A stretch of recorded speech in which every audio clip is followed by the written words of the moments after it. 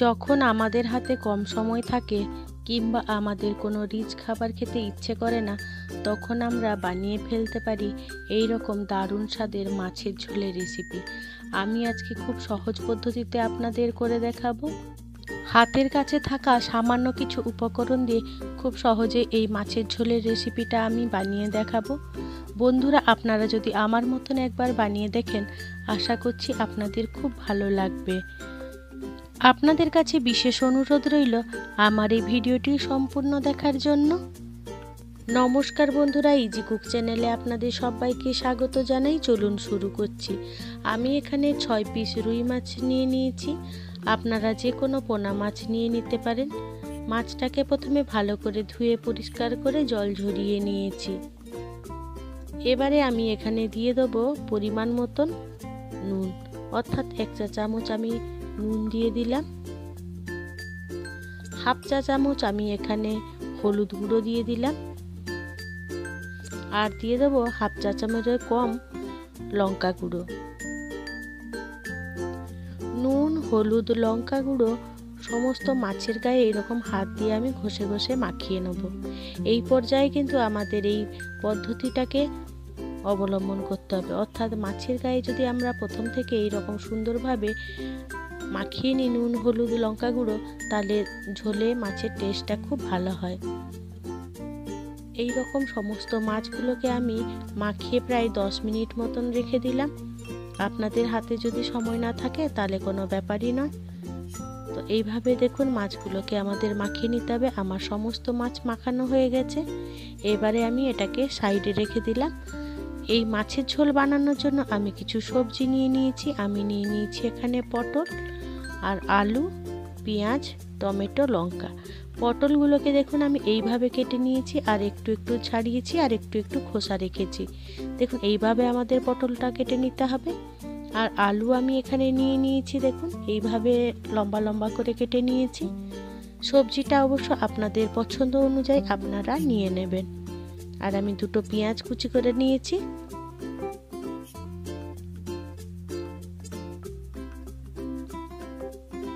এবারে আমি সবজিগুলোকে সাইডে সরিয়ে রেখে দেবো। এবারে আমি মূল রান্নার জন্য গ্যাসের কাছে চলে এলাম। গ্যাসে কড়াই বসিয়ে দিলাম। কড়াইটা বেশ গরম হয়ে গেলে তাতে আমি সর্ষের তেল দিয়ে দেবো। আমি 3 টেবিল চামচের মতন এখানে সর্ষের তেল দিয়ে দিলাম। তেলটাকে প্রথমে খুন্তি দিয়ে কড়ার গায়ে একটু মাখিয়ে নেব। এবারে সামান্য একটু নুন দিয়ে দেবো। এই নুন দিলে কি হয়, তেলের ছিটেটা আসে না, আর মাছটাও কড়ার গায়ে লেগে যায় না। এবারে তেলটা ভালো করে গরম হয়ে গেলে আমি ম্যারিনেট করে রাখা মাছগুলো এক এক করে ছেড়ে দেবো। সমস্ত মাছ আমি দিয়ে দিলাম। গ্যাসের ফ্লেম মিডিয়াম রেখে আমি এখানে মাছগুলোকে ভেজে নেব।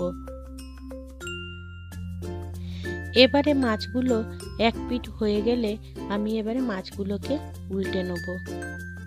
দেখুন এইভাবে আমাদের মাছগুলোকে উল্টে নিতে হবে। আমার এই রেসিপিটি যদি কোনো বন্ধু ফেসবুক থেকে দেখে থাকেন, তাহলে আমার এই পেজটিকে লাইক ও ফলো করে দেওয়ার জন্য অনুরোধ করছি।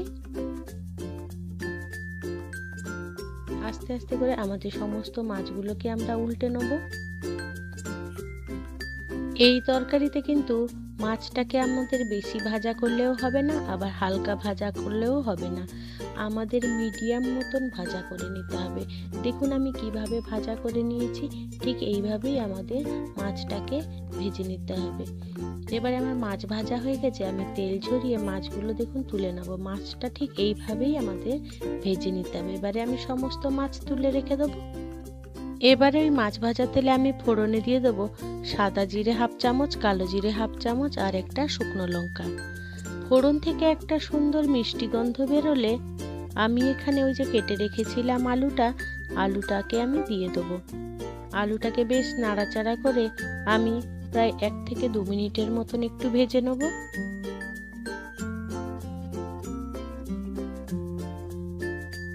এবারে আলুটা আমার এইরকম ভাজা হয়ে গেলে আমি এবারে দিয়ে দেবো পটলগুলো দিয়ে দিলাম। পটলগুলো দিয়েও আমি কিছুক্ষণ ভাজা করব।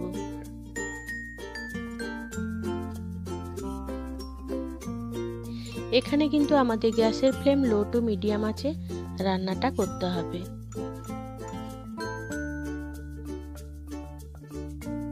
পটলটা কাঁচা গন্ধ যাওয়া পর্যন্ত আমাদের ভাজা করে নিতে হবে।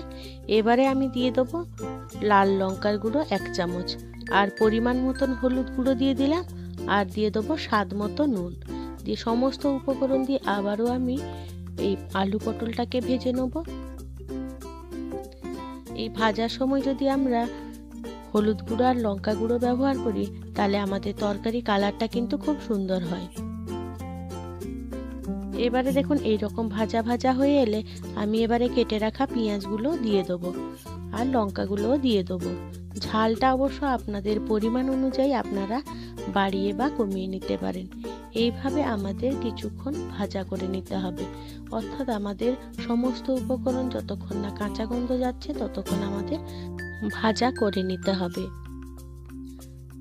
দেখুন পেঁয়াজগুলো বেশ ভাজা ভাজা হয়ে এসেছে। এবারে আমি ওই যে কেটে রেখেছিলাম টমেটো, আমি এবারে টমেটো দিয়ে দেবো। এখানে আদা বাটা 1 চামচ আদা বাটা দিয়ে দিলাম, দিয়ে সমস্ত উপকরণগুলোকে ভালো করে আমি কষাতে থাকবো। এখানে কিন্তু আমি গ্যাসের ফ্লেম লোয়ে করে দিয়েছি। এইভাবে কষাতে কষাতে রান্না করলে যে কোনো রান্নার স্বাদ কিন্তু অপূর্ব হয়।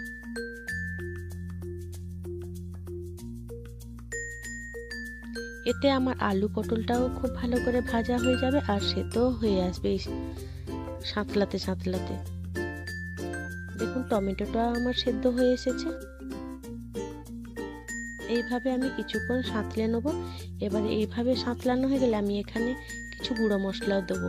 আমি এখানে 1 চামচ করে জিরে আর ধনে গুঁড়ো দিলাম, আর 1/2 চামচ গোলমরিচের গুঁড়ো দিলাম। দিয়ে আবারও সমস্ত উপকরণগুলোকে আমি ভালো করে নাড়াচাড়া করে কষাতে থাকবো।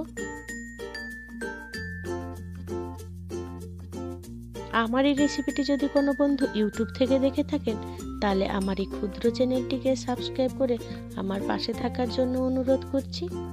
আর পাশে থাকা বেল আইকনটি কিন্তু ক্লিক করতে ভুলবেন না, ওটা কিন্তু অলে দিয়ে রাখবেন যাতে আমার দেওয়া সমস্ত ভিডিও নোটিফিকেশান আপনারা খুব সহজেই পেয়ে যান। তার জন্য দেখুন আমার এইভাবে কষানো হয়ে গেছে আর পাশ থেকে দেখুন তেলটাও ছেড়ে আসছে।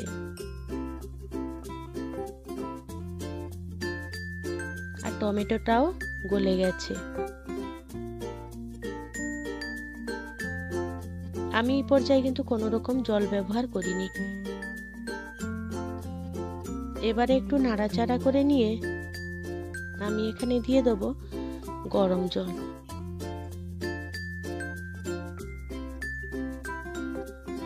যে কোনো রান্নায় যদি আমরা গরম জল ব্যবহার করি তার স্বাদটা কিন্তু অটুট থাকে। এবারে সমস্ত উপকরণগুলোকে ভালো করে নাড়াচাড়া করে আমি মিশিয়ে নেব। এবারে ঝোলটা ফুটে উঠলে আমি ভেজে রাখা মাছগুলো এবারে দিয়ে দেবো। ঝোলটা অবশ্য আপনাদের পরিমাণ অনুযায়ী আপনারা যেভাবে ঝোল খাবেন সেইভাবে জলটা ব্যবহার করবেন।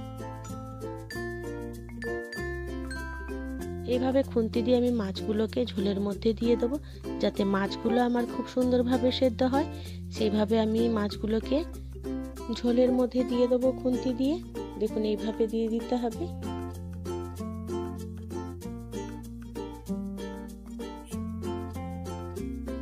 এবারে আমি একটুখানি চিনি দিয়ে দিলাম যাতে তরকারির ব্যালেন্সটা ঠিক থাকে।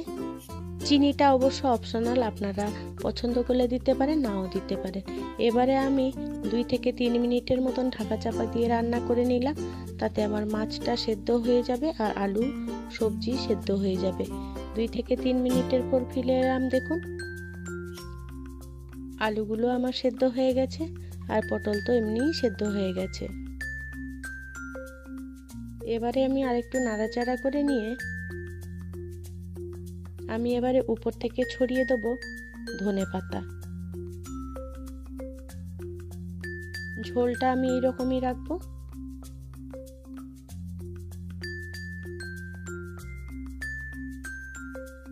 এবারে ধনেপাতা ছড়িয়ে দিয়ে আমি এবারে গ্যাসটা অফ করে দেবো। কিছুক্ষণ স্ট্যান্ডিং টাইমের মধ্যে রেখে দেবো। দেখুন তারপরে আমি ফিরে এলাম আমার কত সুন্দর হয়েছে মাছের ঝোলটা দেখতে। আজকে আমার রেসিপিটি আপনাদের কেমন লাগলো বন্ধুরা, সেটা কিন্তু আপনারা কমেন্টে জানাতে ভুলবেন না। যদি ভালো লেগে থাকে ছোট্ট একটা লাইক করে দেবেন। আপনাদের এই ছোট্ট ছোট্ট লাইক আমাকে অনেক ইন্সপায়ার করে নিত্য নতুন রেসিপি বানানোর জন্য। আর খুব যদি বেশি ভালো লেগে থাকে বন্ধু বান্ধব কিংবা প্রিয়জনদের সাথেও শেয়ার করতে ভুলবেন না, তাদেরও দেখার সুযোগ করে দেবেন। আপনাদের অসংখ্য অসংখ্য ধন্যবাদ আপনাদের মহামূল্যবান সময় দিয়ে আমার এই ভিডিওটি সম্পূর্ণ দেখার জন্য। আপনারা ভালো থাকবেন, সুস্থ থাকবেন।